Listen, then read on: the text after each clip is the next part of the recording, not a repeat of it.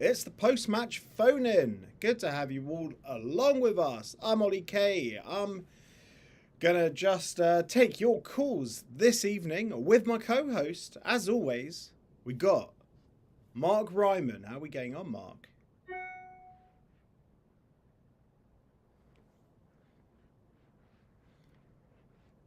Yeah, well, I'm having a look at this audio mixer, and it seems your audio is not coming through. So I'm gonna give us a thumbs up, everyone watching. Tell us if you can hear Mark. Otherwise, I'm gonna try and fiddle things around.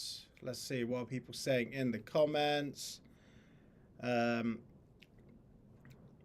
okay, can't hear Ryman. There we go. Thank you. So I'm gonna grab the Mac OS. Look at me. I'm so technical here. I'm gonna talk through what I'm doing now. I'm gonna grab the audio from Discord. Bish bash bosh, and Ryman should be heard. Go on, but Ryman. Hello. Where we Can go. you hear me? There We're relying on Simon's feedback at the moment. Yeah, there we go. Oh, and a couple of others. Good. We'll start again. It's the post-match phone-in. I'm Ollie K, and we are here to take your calls. And the person here with me, as always, I just can't get rid of him. It's like my BO. It's Mark Ryman. How are we getting on, Mark? Yeah, thanks for that comparison, mate. Really appreciate it. Lovely. Yeah, another comfortable victory, as I said. Yeah. Never in doubt. Just gave Derby a bit of the runaround. Yeah, of course. Never in doubt, mate. Never in doubt. God. Bloody hell. But yeah, no, pleased we won, as always. Not quite sure how we did it. I'm really not. But great feeling to win in the last minute again. Yeah. Wow, good job those 10,000 managers had a say on Pelly coming on, eh? I'm glad you mentioned that. So we discussed it on the Luton Town show that we recorded this morning in the Brickies. Me, Phil, Wedge, we all had our say on it. I want to know your thoughts on that, because some people are saying, "Oh, don't get upset if Rob Edwards is having a pop at the fans." Did you read it as that, or how did you feel about it? Yeah, I did a bit. Yeah, I mean, he was having a bit of a pop at the fans. I wouldn't mind so much if we were top of the league and smashing every team we played. I don't mind it at all, really. I mean, it doesn't bother me. It's just odd. I just find it a bit stupid thing to say, especially now we're going away to Bristol City and Swansea, because it feels like it's just going to cause more animosity if we don't get a result, which, judging from our previous away performances, we might not do. I just... Yeah, it's a bit baffling, I guess. That's it, really.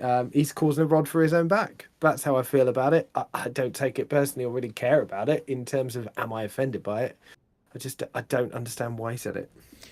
it is quite a smug thing to say when the performances aren't great. And the quote that was interesting there, he said, "It's not good enough. The performance wasn't good." Well, at least he can identify that. So I guess there's something there. And I made my thoughts clear now on the past few pods, previews, and phone-ins, where obviously I believe Rob is not the person to propel us up and take us forward into like the playoffs and whatnot. It's certainly not this season, but I do think if he is to go, it's not going to happen until the end of the season. Can't see that happening. Something to do with, if there are key performance indicators in his contract, they're only going to get activated at the end of the year. So the board are just going to continue to back him. And all I can say is, with January coming up, hopefully all the signings that we bring in, they're 100% recruitment driven, and not Rob Edwards signing Liam Walsh, Ryan Giles. Although Ryan Giles looked decent for Hull. Looks like he enjoys playing under Ruben Sellers. Yeah, what are your thoughts? Well, yeah, I mean, I think we tend to agree. I think in terms of his post-match sort of said it all, really, and as well as Gary Sweet's programme notes. I know you've said it already, that he's not going anywhere. Yeah. At least not unless something catastrophic happens, and really, even then, I think I struggle to see that changing. But yeah, January is going to be a massive window, the biggest January window I can remember. And ironically, it's going to cost us a hell of a lot more money than if we'd have done our business in the summer. But that's gone, and we just gotta hope that we sign players for, as you say, for the recruitment team, but also we sign players to help out this midfield in particular, and strengthen for probably a 3-4-3 system, which at the moment is the way we're going to play. So we might as well start signing players that suit it a bit better. Yep, 100% agree with you. But shall we go to some callers? Reading some of the comments as well. Apparently, it's tradition to have some technical difficulties when we do this. Every week. Every week. Yeah. Tradition. Tradition. Someone's told you to turn up your volume a bit. Are you mental, Simon? I you did. Sure that's a good idea? I did. I always Well, listen. I always listen to the feedback that's given to me. So shall we bring in, as is tradition, we got Simon, hashtag in Tom Lockyer, we trust. Good evening, Simon. I bet you're happy you're not following Simon Oxley this weekend. Oh, thank God for that. Thank God for that. Yeah. I'm just to have a little whisper with you again tonight, Ollie. Personally, that's what I'm here to have a whisper. Of course. Well, I'll try not to drone on. Yeah, Oh, no God. problem. How's it been on X for you today, Si? I've been quiet today, mate. I've let it be. Oh dear. I've let it be. Listen, we know when things are going badly, you're gonna have some splits in the fan base. You're gonna have those who think you should just, no matter what, cheer them on, no matter come what may. Don't criticize anything. I saw one person who remained nameless, one who likes to snipe on everyone's post, say, "Oh, you're falling short of your job as a supporter by not supporting." And just to those kind of people, I'd just like to say, it's okay to talk about and analyse things that could be going better in the football club in the hopes that it turns around. I don't see anything wrong with it personally. I think everyone's entitled to their opinion. And I don't think people should be shut down because the type of argument being put forth may not be in line with what the club want it to be. There's nothing wrong with it, if you ask me. That's just my thoughts on that. Yeah. No, I agree. I think that the problem with situations like this is that it's become really polarized now online. I can see it, and I know I joked at the start, but it really has. The point a few people made, similarly to what I said, which I think is reasonable, that it's silly that he's saying that in a post match, for example, shouldn't be a reason to call a certain group of fan base toxic or whatever feedback you were getting. I just find it's so silly. It's looking for blame when the situation is what it is, and unfortunately it's the way social media works, isn't it? But and it is perfectly reasonable to have concerns about the way things are, even when we win, and we're all pleased with the win, right? We're all jumping up and down when we scored that final goal. Of course we are. And ridiculous to suggest otherwise. Of course we are. And no better to see someone like Carlton get the goal as well as Pelly's almost first one for us. So yeah, it's just with how Pelly, divided it gets. I was so happy Pelly got that big contribution to the goal. And you could tell by the way he celebrated, it was a bit muted. Pelly usually goes hell for leather when he thinks he's scored a goal. You could tell it was muted. It could have been him saying, "Look, I could contribute here to getting the ball in the back of the net and helping move the ball up the field in this division." I think Pelly's got a place in the squad with what we've had on offer so far. I think we should keep him around and utilise him a bit more, especially if the other option is Liam Walsh. You're not seeing Pelly blowing his chances in the minutes that he gets. Let's face it, it was two teams in that game struggling for form. Like that's what it felt like. It was cagey. I actually thought, I thought Chong had a pretty good game, other than his mistake that he made, which, as we found out watching Luton the last 2 years, all it takes is that one mistake, and that's it. We're 1-0 down. Luckily, somehow, we actually had it fall in our favour this week, and we've come up with those 2 late goals. But if we hadn't had those 2 late goals, it could be very different conversations being had. Rob survives till the end of the season. I agree with Ollie on that. I don't think he's going anywhere now. What you wouldn't have him still in place this close to a January window if you were planning on changing anything. So definitely here till the end of the season. I'd love to see a bit more, just a bit more in our play than what we get. But this is where we are at the minute. This is how it's been. This is the norm now. This isn't a bad form. This is the norm until someone comes in and shakes it up. Yeah. Can I just get actually both of your views on this from Chong? Because it was another. I didn't have an argument with someone online about it, but I was of the view with the Chong defensive error that it was more the position that he was in the issue rather than him. He's not a defender by any stretch. I had a different feeling against Norwich. Look, that's on him, regardless of whether he was left wing back or not. No professional footballer should have made that mistake. But I felt like that's a mistake we saw Kabore make over and over again in the Premier League last season, right? Losing his man at the far post. So are we really going to hammer Chong for that? Or are we maybe suggesting that it's... I just wondered what your views were on it, on what the issue was with that goal.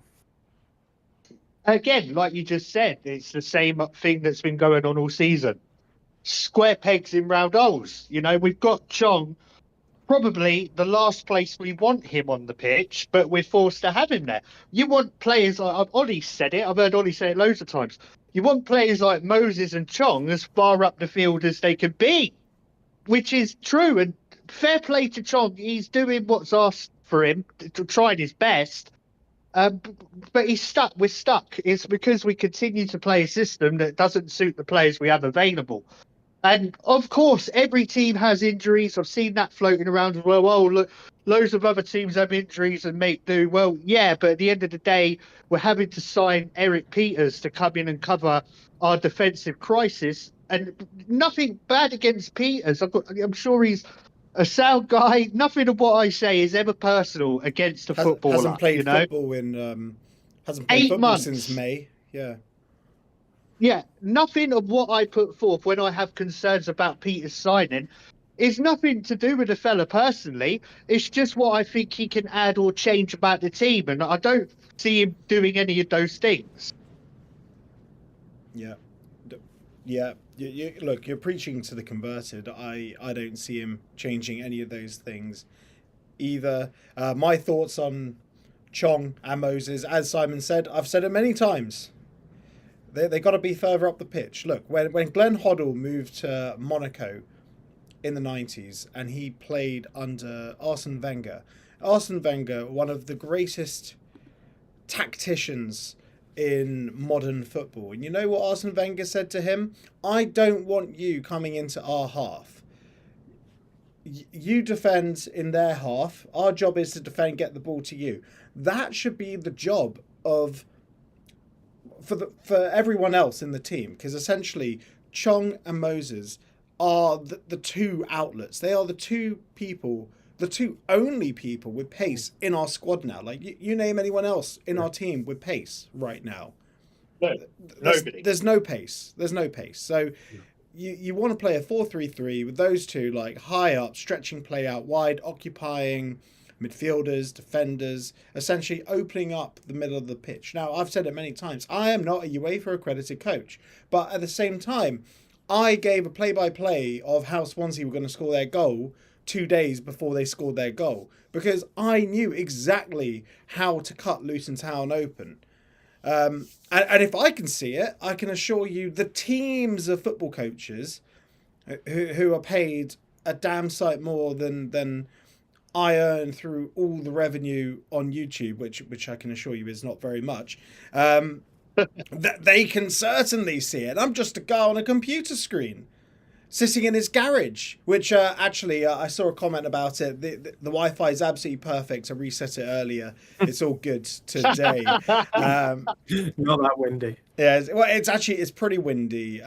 But Yeah, it is. I've only dropped 5% of frames, so it's not so bad, I guess. Ooh, I'm jinxing it because it's going up right now. Yeah, look, Rob needs to be less stubborn, and I said it on the Discord earlier.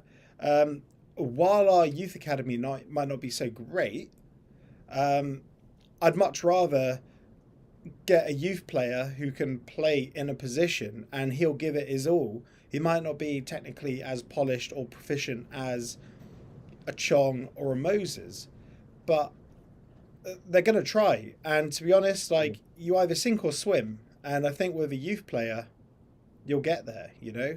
You just got to give them a go. I guess my only addition from this game is that at least it was hard to think of a way of it being a 4 in this game, because apart from JJ, who else is going to be there as your fullback? So I can understand it being a 5 for this game with Hashioka injured, but it's the only time where I've looked at it and said, actually, yeah, a 5 probably is the only solution. You can bring in Jacob Pennington from the youth team. Like, I think he's 21. Yeah, that is a stretch, though. Well, he's 21. He's going to be out the under-21s next season. And Aidan Francis Clark, he played youth team football with us. He played in pre-season with us. He played a reserve game somewhere. I think it was against United. He was playing in this game up against United for the youth. And he was on the bench later on in the evening, so I don't know what the thinking was behind that. We don't have enough fit players, maybe. That's Spain, isn't it? Yeah. I mean, yeah, of course there are players in the youth team, but I would say that, you know, I'm an advocate for JJ. I think that he's shown in the few minutes that he's got this season that he can definitely do a job. Burnley tore us apart, but look how we've played since. I certainly see him being an option there. Hashioka is clearly a right centre-back or a full-back ideally as well. So, yeah, we play the wing-back system for one player and he's injured.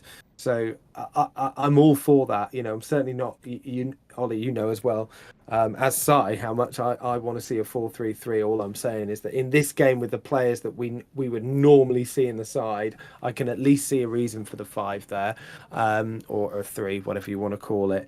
But it will always leave that problem, particularly against a team who are so good at set pieces and pretty tall as well, when you've got Chong up against...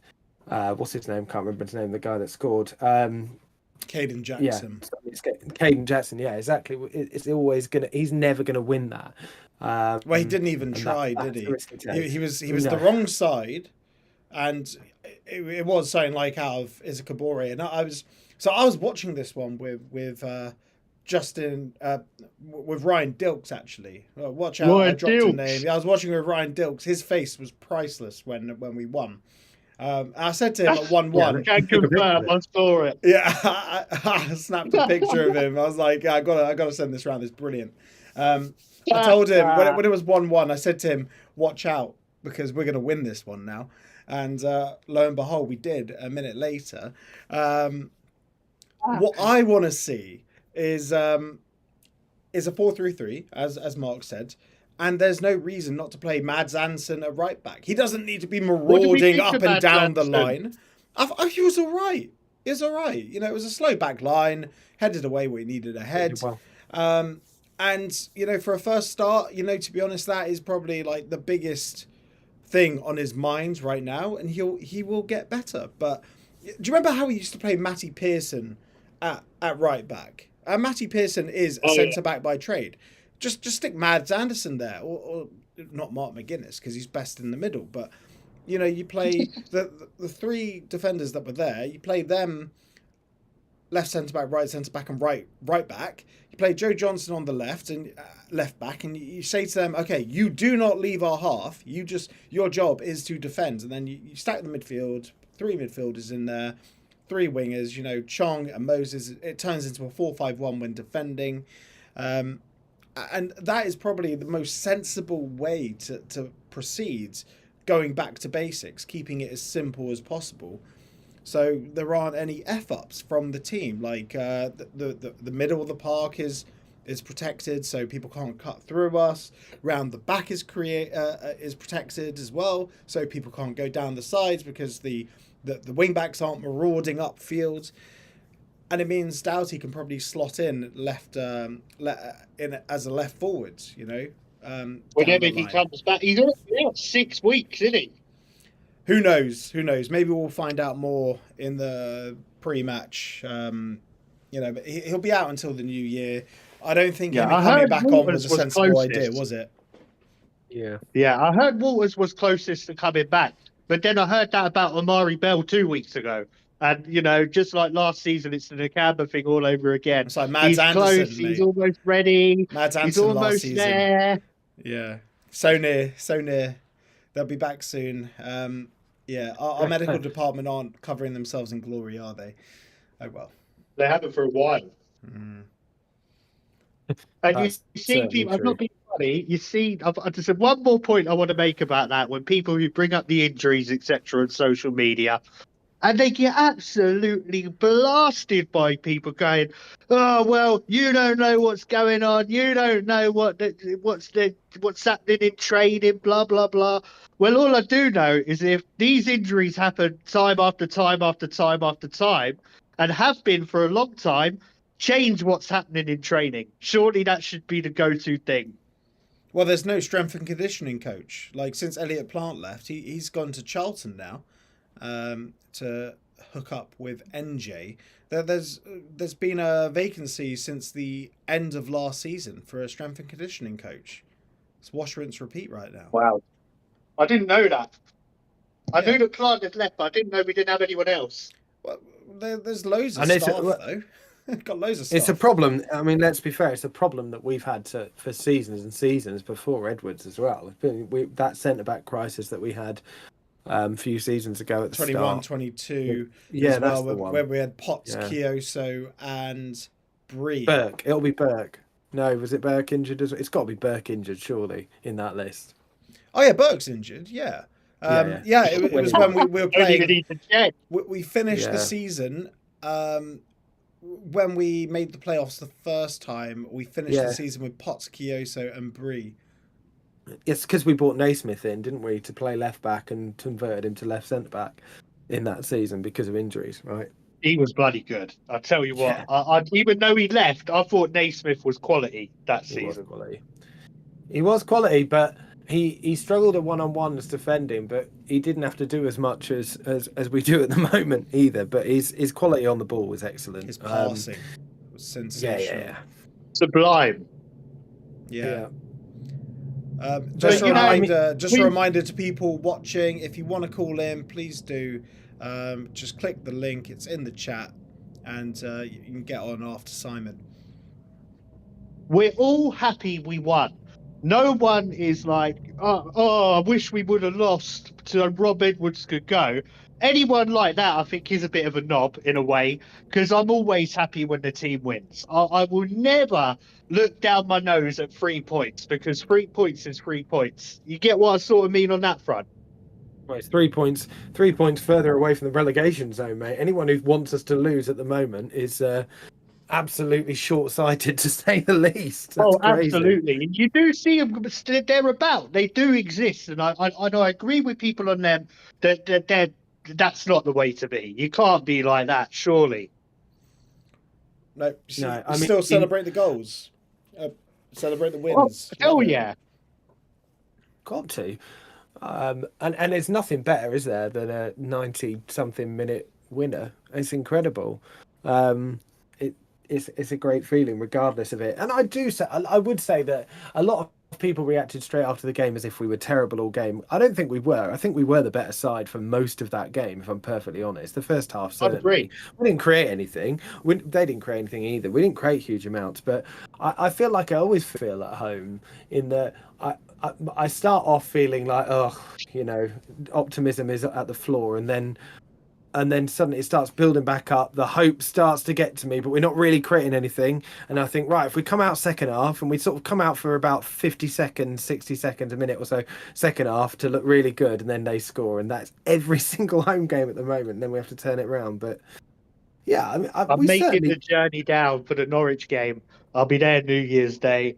Hour and a half drive, meet up with Ollie for a bit, and hopefully, I'm hoping that we might have put together a bit of form by then, because it's just been a few false dawns, and every time we win a game like this should be the point we launch. You know, we've had about 3 or 4 of them now, and they've been failures to launch. So I'd love to get some away points at this end. I'd love an away point, anything away. And Bristol City is a great place to do it as well, because their fans can be so smug as well about taking We our really best have to player. break this away form. Yeah, look, it can't go on. I think I put out a stat. You have to go all the way down to National League North South to find another team that's lost as many away games on the spin as we have, and that's Hemel Hempstead. It's the Crawley Woodrow Oh, derby. wow.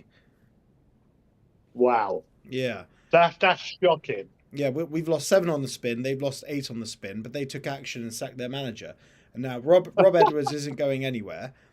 And hopefully we can just bring in some new playthings for him in the window. I think Fanny's going to be a goer. Looking forward to a bit of Fanny. Yeah, Fanny. Yeah. I struggle to see where we're going to fit in now that we've gone back to the 3-4-3. I struggle to see where Fanny's going to fit into that 3-4-3. I think maybe you need 3 midfielders in there to sort of Accommodate Fanny. Exactly. You always got to accommodate Fanny. Yeah, absolutely. Be interesting when we play Leeds again, won't it? Because it'll be Willie versus Fanny then. Oh, Just God. thinking of the lineups, that's going to be horrendous for afterwards. Sorry.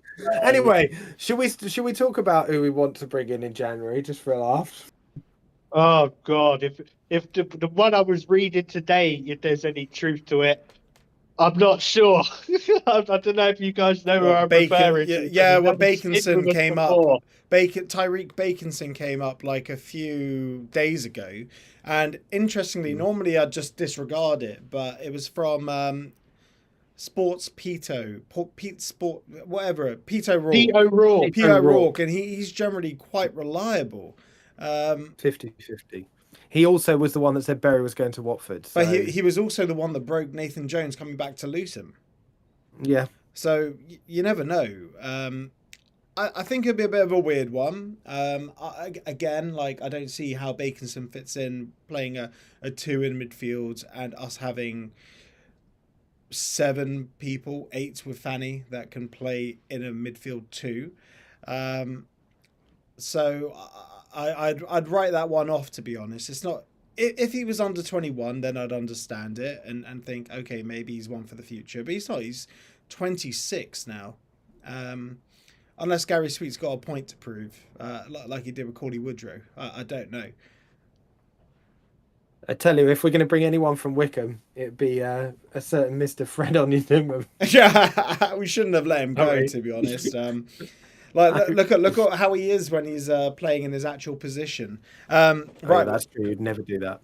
We got a queue now. We got a queue in the green room. So the one person I'd suggest signing, and then I'll get off. Then I know it's unlikely, but it's that Isaiah Jones lad from Middlesbrough. They say that's available. Yeah, that'd be a great idea. That's who I'd go for. Yeah, I'd love him. It always causes us problems. You next caller. Yeah, thank you, Si. Appreciate Have a good mate. one, guys. Have a good one. Cheers, See you later. Yeah, he's a right wing back as well, isn't he? So right wing back of him and Alfie on the left. Bloody hell! It would be absolutely sensational. He's torn us a new arsehole every single time he plays. He's so quick. Quick, and we could give him the time that he wants. Like Walters, he's good, but he needs a bit more time to develop. Just say that, yeah. No, I completely agree. Right, let's bring in our next person. It's Mark the Hatter. Mark the Hatter. We won't keep you for too long, mate. How are you getting on? Hello, mate. Hello, gents. Can you hear me?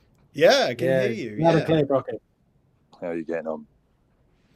Yeah, doing all right. Just reading this chat, and people are saying when Fanny makes his debut, will everyone go, "Way"?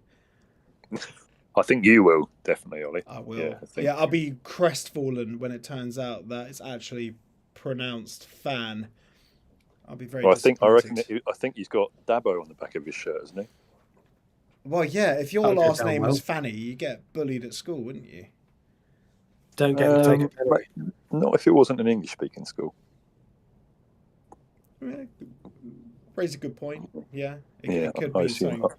Could mean something Well, else. Who knows? Is he Senegalese? Is that right?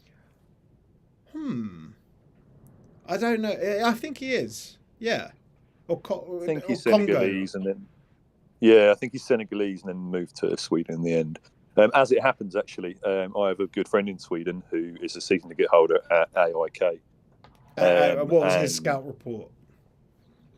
Yeah, so they said he wasn't up to much when he went there. First of all, they signed him from a Spanish 5th division club, so they were pretty sceptical.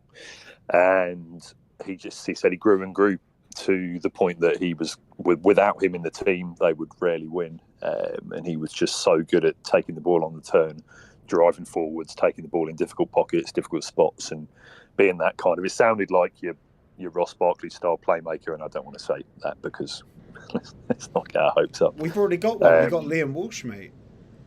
Oh, fucking don't mention that. Christ. I cannot. We got him as well. Yeah, I want him released in January. I genuinely want him gone, because if we release Pelly over him, I'll do my own personal riot. I'll be in my bloody wheelchair. Can't stand for it. He's just, for me, I'm not being, maybe I'm being too righteous here, whatever. I thought you could spot from the first game that he played that he was going to be.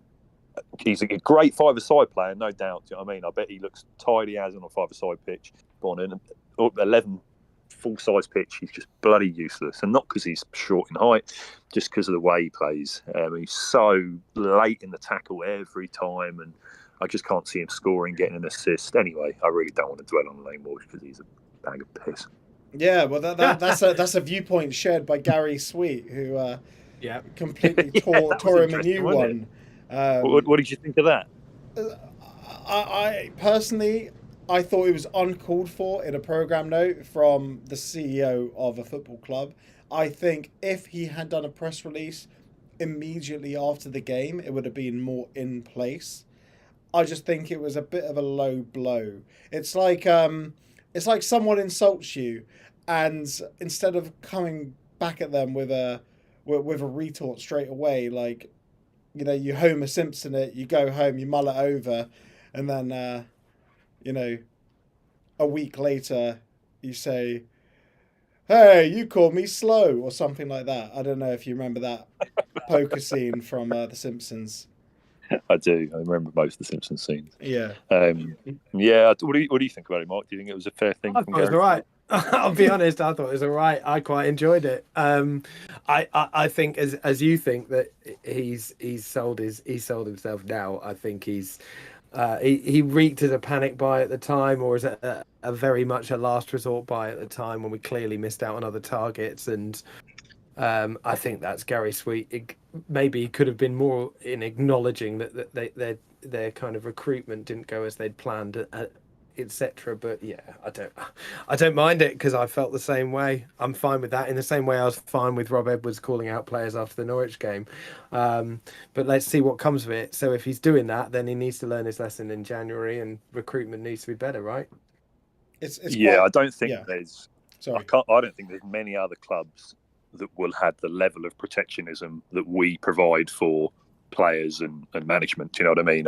Not necessarily from fans. I think we're fairly vocal as a fan base, but from a board level, management level, kind of that hierarchical structure is very set up to protect the people next in the line. So I think Gary Sweet's probably just getting a bit pissed off. That's one of his employees. That's the right way to look at it. Someone that works under him is fucking up repeatedly. So let's tell him that it ain't right, and why not do it in public, because it would happen in any other line of work. I think. But that's the but anyway, the thing. my That is the thing though, because as you said, he is one of his employees, and he's called him out and said he'll be getting the maximum fine possible. Where was this call out after Sheffield United? Where was this call out after Middlesbrough? In the programme notes, there wasn't one. Yeah, I suppose. Yeah, you're right. There were plenty of opportunities in the past that you could have called several people out, and he chose not to. So I see what you're saying. Why suddenly choose this particular event when you could have done it, so much in the past? But anyway, what I was going to say, there's so much. I was thinking when I was listening to other people talking, and first thing I want to pull up very quickly. I am one of those Luton fans that wanted us to lose last week or that last game, not before the game started. Well, of course, I would never go into a game wanting to lose. But by the time it got to however many minutes, 89 minutes, and we were 1-0 down, I was thinking, right, the game's gone. We've got to take this opportunity to let the club know how we feel about Rob Edwards, because it's kind of short-term pain for long-term gain. In the sense that I have, and this is just me, I have total belief that Rob Edwards is not the man to take us forwards. So the longer he's at the club, and the longer, the more money he's given, if he's given the January transfer window, the more harm it will do to us as a club. So again, I'd never went to the game in Tuesday, whenever it was, Tuesday or whatever, last Friday, thinking, I want us to lose. But by the time it got to 89 minutes and we were 1-0 down, it was a terrible performance. I wouldn't have minded if we lost, because they need to hear how we feel. Like, all the losses have been away, or the majority of them. We haven't really had the chance at home to let rip yet and really let the board know how we feel. Well said, mate. Yeah, I get that. I think it felt a bit boom or bust as well at 1-0. I remember I was texting my group with Toby, and it's saying the same thing. Like, he's saying, is a point good enough? It's like, no, we either win or we lose. So I get that. It's one of the two. I just, as Ollie said already, I think, it becomes, if we lost that game and Rob Edwards gets the reception that you say that I think he would get, and would probably deserve to get, if we lost that game as well, what would happen? What would happen? Would it force the board's hand? I'm not saying that's wrong, by the way, what you've said. I'm thinking aloud. Would it change their mind, or is there such a level of kind of belligerence and stubbornness now to back him that we are willing almost to be stood over the precipice before anything really changes, and therefore cause arguably more divisiveness? Lots of people are blaming people on Twitter for being divisive as fans, but arguably the kind of lack of communication and inaction of the board is also contributing towards that. At what point do they have to take some responsibility for this? Because I think that's what would happen. I think it wouldn't change in terms of Rob Edwards' position, and it would just cause more divisiveness in the fan base. Yeah, that's fair. But I'll say one thing to that, and I think this is very unlikely. Gary Sweet, if you are listening to this, you preached about don't be Billy Big Bollocks and whatnot. You are the definition now of Billy Big Bollocks. The way you are behaving and the way you are conducting yourself, you are the definition of that, in terms of your lack of communication, your disdain for fans. And I do think it's a disdain for fans. I think you look down on us as a fan group. And you've done brilliant work, remarkable work for our football club. No one will ever take that away. The ground that you've got done, the progress that we've made, remarkable. However, something has changed significantly in the last 2 years, and I don't feel valued as a fan anymore. I don't feel like I am treated as a fan anymore. I feel like I'm a customer, and I'm going to speak as if I'm speaking to him. You need to reflect on that. Do you know what I mean? It can't go on like this. I'm not the only one that feels this way. The reason there's so much venom and so much nasty stuff on Twitter at the moment is because we feel separate from the club. A lot of us do. That unity that we had and that meant so much to us, it's not there anywhere near as to the strength that it used to be. So, not going back to what you said there, Mark, putting that into context of Rob Edwards, if fans did kick off and it got ugly after a game, which it would if we lost, I think, because there's so much pent up anger at the moment with the club. Oh, you're right. I don't think they would change, but that is a comment on board's current mindset and the way in which they view the role of fans more than it is Rob Edwards' lack of success or fans being out of order, whatever. It's totally a comment on the board. Very well said. I guess that the difficulty is that their lack of communication does nothing for this rhetoric either. You know, I can absolutely, and I agree with a lot of what We're you beneath said, them. They don't need to communicate with us. Well, but you know, regardless of what they do, we don't know what they really think. But I get that viewpoint because of the lack of communication. It's not helping that. You know, I've never personally had any interaction with Gary Sweet, so I don't know what he's like as a bloke, and I'm not, you know, but I know that from a board point of view, you know, in 2010 when my dad was very, very ill and he sadly passed away, they were amazing. They did so many things for us as a family, so I will always personally be very grateful to them as a board and as well. But for that, but it feels like it's moved so far away from what it was when we were in the Championship the last time round. And I completely understand that argument. I really do. And a bit of communication and a bit of humbleness of just explaining that we got things wrong. That's okay. They did that in the conference with the managers. They openly admitted that they made mistakes with managerial appointments. We get it. That's okay. We would understand as a fan base if you said that, but they're not. And I think that's one of the biggest issues. Well said. I just want to add on to that as well, explaining how all the funds taken in by the Premier League. Just explain what percentage of that has been ring fenced for Power Court, because obviously the plans have gone more elaborate. Just don't treat us like idiots. We're big boys. We understand that, you know, they you know, Dave Wilkinson told us on the podcast, like, we will never borrow money. So explain that to us. Just say 90% of it has all been taken and we've has been ring fenced for the development of Power Court, and then the rest will be used for day-to-day running of the club, transfers, wages, etc., etc. Sorry, Mark, go on.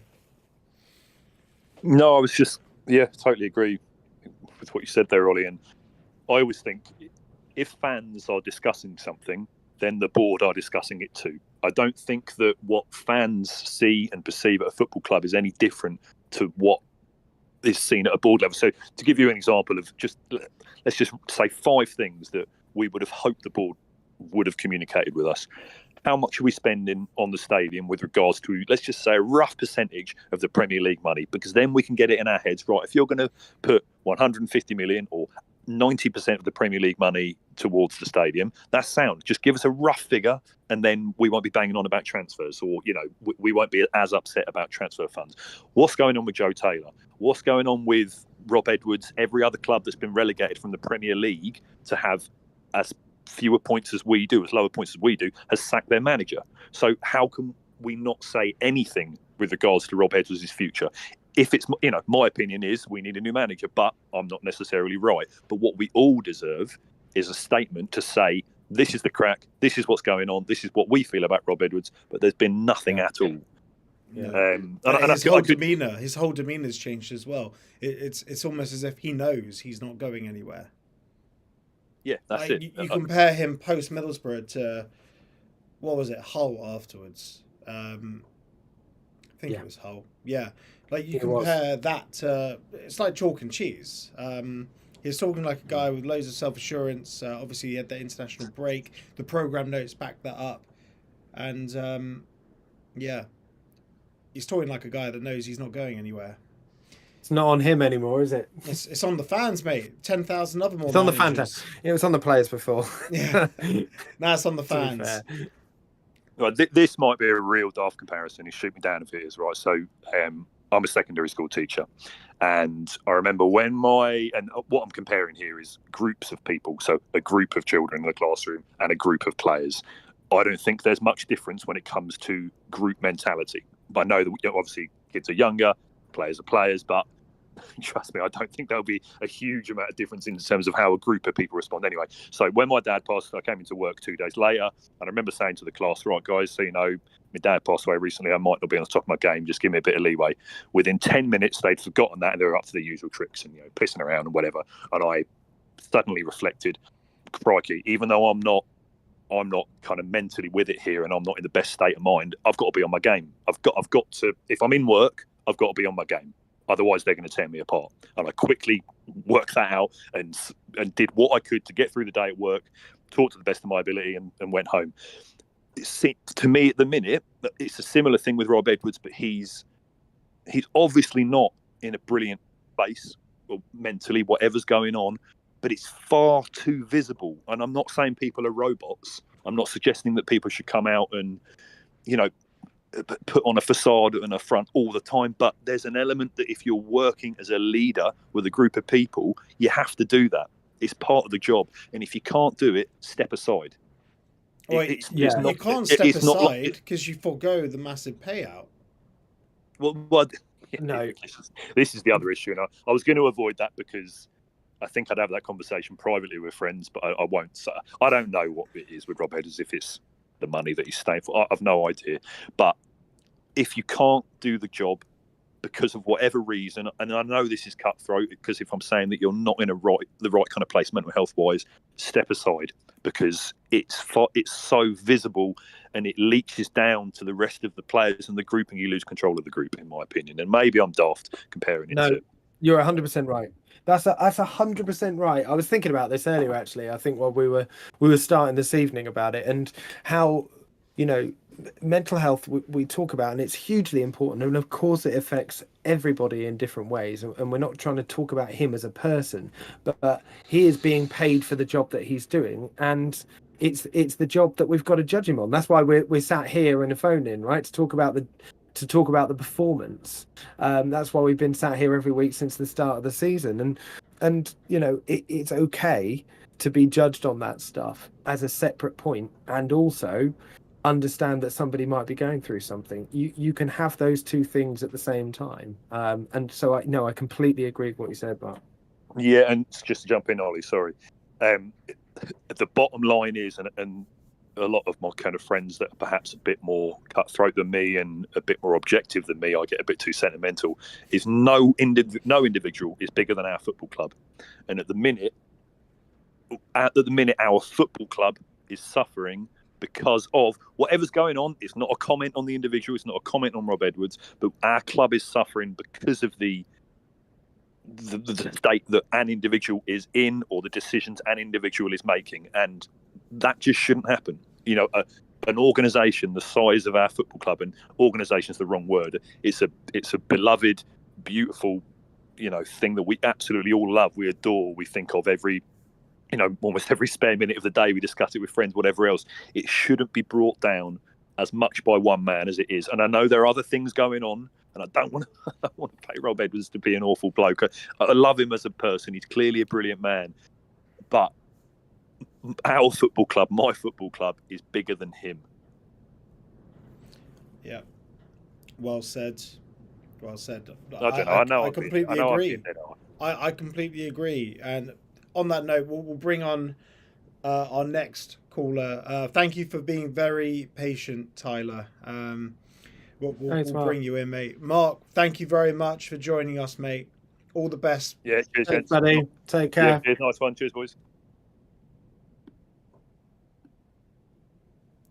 Right, so shall we bring in Tyler? I think that was an absolutely sensational. Really good points. That was a sensational really call. Yeah, that and really resonated with me. Yeah, I think he speaks a lot of what we've all been feeling in parts over the last few weeks towards both Robert and the board as well. And results like Derby and of course the Power Court decision have helped to kind of. No, I'm not going to say paper over the cracks, because that's wrong. Power Court is an incredible decision and something that the board should be very proud of. But it doesn't take away from some of the inaction or lack of communication this season from stuff on the pitch. Not just stuff on the pitch. It's the communication over the kits. Like the goalkeeper kits have only just come in 3 days before Christmas to the club shop.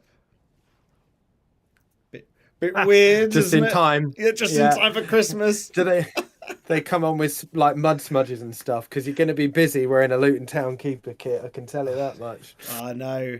Right. So I guess this will be our last caller because we've been giving everyone a bit more length. So welcome to the phone in. It's Tyler. How you getting on, mate?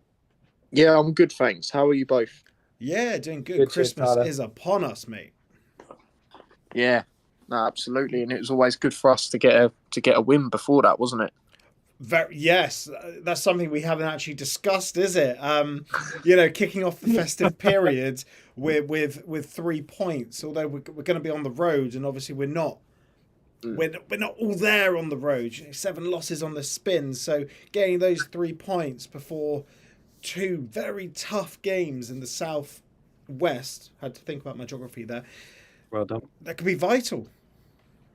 Yeah, no, exactly. Like you say, it's I felt that was a good win because of that, because how poor we've been away. And again, it was another one of them games, wasn't it, where the performance wasn't really great, but we found a way.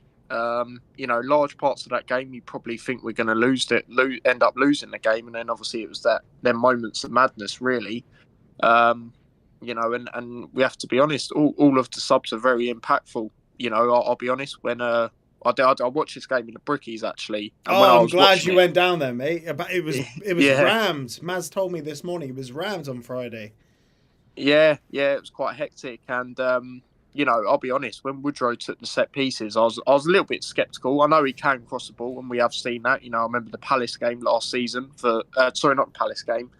That was the game he scored in, the Bournemouth game when he set up Morris in the 2-1. Yeah, I was a little bit sceptical, but they both worked to a certain extent, didn't they? I know they were both very scrappy goals, but we were in the right place at the right time. And Nelson looked good again, like he always does. Taylor obviously got the foul for the first goal. Obviously Ruddock had his moment. It was a great strike, and I was saying on my channel, I felt Ruddock has been a little bit thrown out of it and a little bit disrespected in a way. That he hasn't played a lot. And I feel, you see in games, especially on the Twitter and stuff, you see him beforehand, having a joke around with Chong wherever we're playing. And, you haven't really seen that in the recent weeks, because I feel, he's probably felt a little bit hard done by, I guess you could say. And obviously come in and done that. And now he's, even if he's not people's favourite, I was saying this is probably going to be his last season, but, I feel he deserves a bit more of a chance. And obviously come on and done that, and it was great, because I was talking about it, day before, saying I'd like to see him get more of a chance. And again, another typical Pelly Ruddock strike, wasn't it? Really, it was. The way he hit it, no one else in our team would have hit that as cleanly on the volley. No one would have dared hit that on the volley outside the box. No. And that's another thing we've been lacking, isn't it? At times, that determination to have a shot outside the box. A lot of times we do try and, cross it in, and which is always good because we've got them aerial threats. But, I do feel we need to change it up a little bit and try and go for it, because sometimes we're passing it out wide and then we're trying to play it across and just score, the same sort of goals, where it's always good to have them players that, can have them strikes. Obviously, I know he's out in this game, and obviously it was a bit of a blow due to his form. But Hashioka, even at his former club, you see, some of the goals he scored. I want to see when he is back, him bring that to his game. Clark, he can score some really good strikes when he's on it. Obviously, Ruddock, like I say, is obviously known for it, as we all know. So we do have them players that can do it, and I would like to see it more, because, especially of how we are, sometimes we just need that to try and go for it, and then, spur us on to win the game, which obviously it did. Yeah, it's interesting about Pelly, isn't it? I feel like his stock has gone up quite a lot this season. People realise how much he brings to the team, because let's be honest about it. Even in the Championship, there were certain people where he couldn't do right for doing wrong. Like, people were willing to give him pelters every second in games. And I think people really realise what value he brings to our team this season because of his absence. Isn't always the way, I guess, isn't it? I'll stop you there because there's a important. comment here from Steve Moore that reflects on Pelly Ruddock. I'll tell you what he says, and then you react to it. I think I've read it, but carry on. Pelly is by far our worst midfielder. However, I would start him right now because the biggest issue right now is confidence, and no one brings more self-belief and confidence than Pelly Ruddock. Yeah. Thoughts? I agree with the second half. I don't know what Tyler thinks. Free Pelly! Sorry. Yeah, no, sorry, I was just getting a phone call. No, yeah, the thing with Ruddock is, I'll be honest, and again, people might go as pre-season, but I think pre-season can be quite telling, especially in the recent years for teams. I think I might have mentioned it on here before, but you look at our pre-season, we didn't have a great pre-season. We see errors. Yeah. We see errors that we've gone on to see throughout the season in ours. Hull, they're in the relegation battle. They had a poor pre-season as well. So I think it can be quite telling. And obviously Ruddock had that moment, didn't he, against Celta Vigo, where he come on and obviously was sort of at fault for their second goal, I think it was. But he does bring that determination. Like, I don't think he's, to go forward. Obviously, he's not quite the answer, but at the same time, he's been at the club since 2013. I think you have to give him that respect and give him that chance, especially with our midfield right now. It's not working, and I feel like mentioned, he does bring that determination, and that whether he you think he's bantering or being serious, he does bring something to the team in that element, which always helps, and I feel. We have been missing that a lot this season.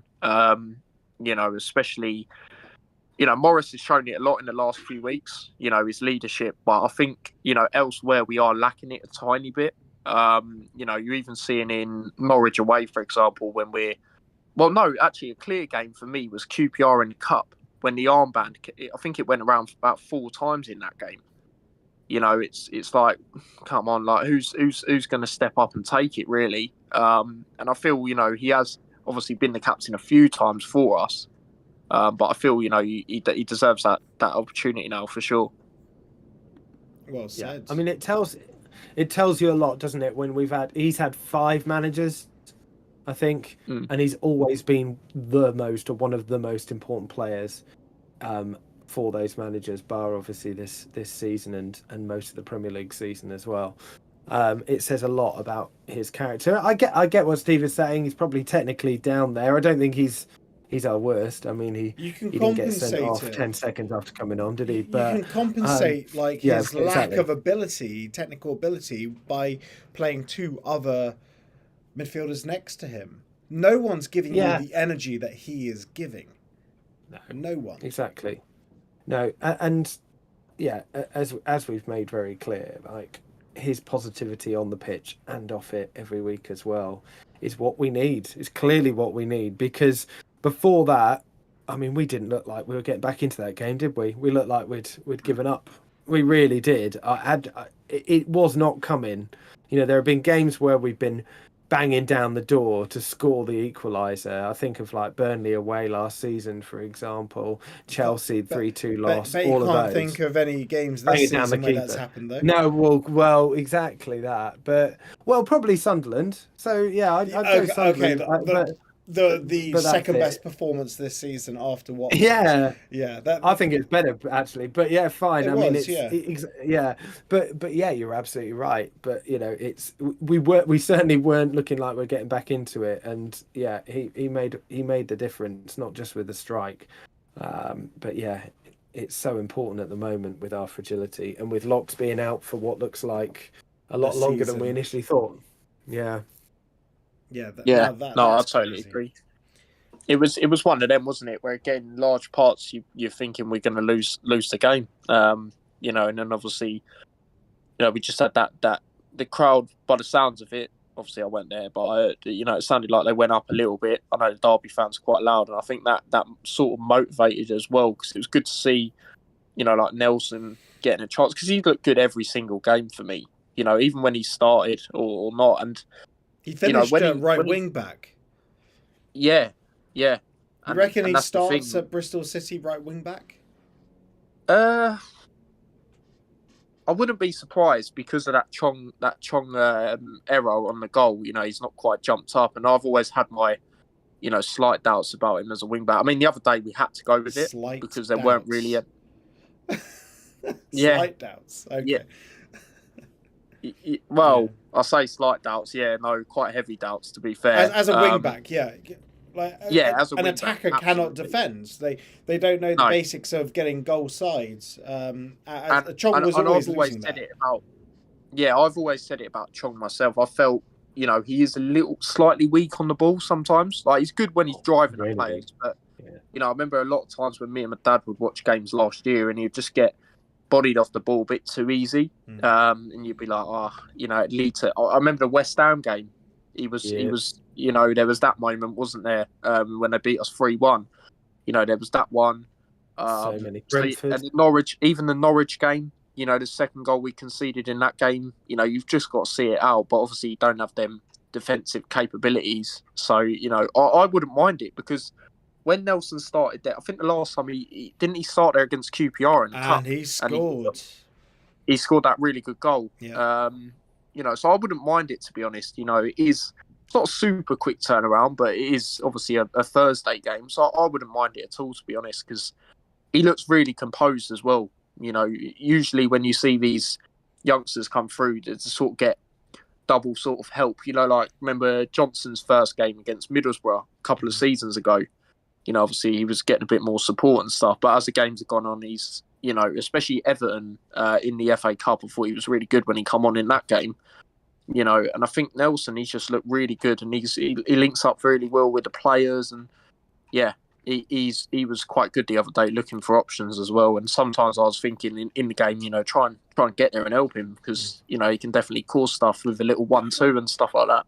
The crowd were very supportive of Nelson. Every single time he got on the ball, we cheered and applauded literally every touch, every pass he made. We were behind him. We loved it. That's, you know, and it goes back to what I said before. I'd rather give the youth a chance. I'd prefer someone who is actually a right wing back, you know, playing it, because I think Zach Nelson chasing back a Caden Jackson, anyone towards our goal, he's going to still have the same issue getting goal side because he's not a defender, so he doesn't know the position he's got to take up. And as a wing back, you're going to be further advanced anyway. Perhaps one of the three defenders, one of the three centre backs should have actually been goal side of Caden Jackson because there were two men not marking anyone. But hey, let's be positive, shall we? Yeah, no, it's frustrating. Like we conceded a lot of goals like that, where you know you could say so and so could have marked so and so. Like it is frustrating. But yeah, no, I agree, and also with him as well, he will look at it and think, you know, Rob Edwards obviously said at the start of the season he wants to try and use the youth players more, and obviously him and Johnson are the ones that are the highest up there out of them guys, and you know it's a great opportunity for him. I feel, especially I'd say obviously Hashioka being out, Chong obviously having that moment. You know, Morris is obviously frustrated at him. You know, I think it could be a good opportunity because, like I say, he looks composed. Obviously, there will be their moments, like you say, because he's not naturally a defender. But I think it could be a great opportunity for him, and he could thrive and maybe even claim a spot until one of them's back potentially. Yeah. Well said, Tyler. Right. Well, we'll wrap this up. But thank you, Tyler, for joining us, mate. Really appreciate it. No worries. Thank you guys as always for bringing me on.